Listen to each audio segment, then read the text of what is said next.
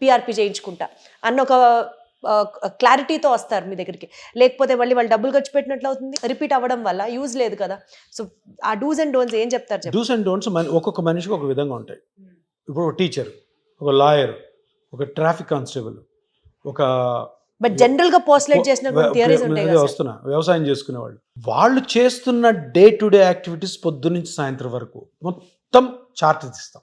తీసి ఇగో ఈరోజు నేను ఈ ట్రీట్మెంట్ చేస్తున్నాను, ఈ ట్రీట్మెంట్లో నువ్వు చేయాల్సిన పనులు ఇవి, చేయకూడని పనులు ఇవి, నువ్వు ఇవి తప్పకుండా చేయాలనుకుంటే వాటి విధానం ఏంటి.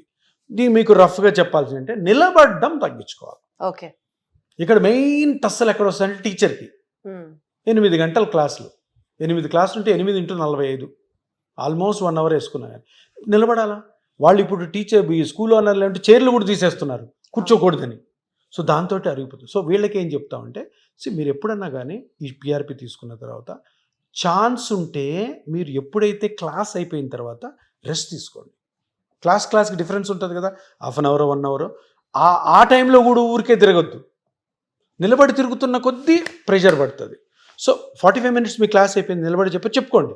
చెప్పిన తర్వాత బ్రేక్లో కూర్చోండి, రిలాక్స్ అవ్వండి, మజిల్స్ని మూవ్ చేసుకుంటూ ఉండండి.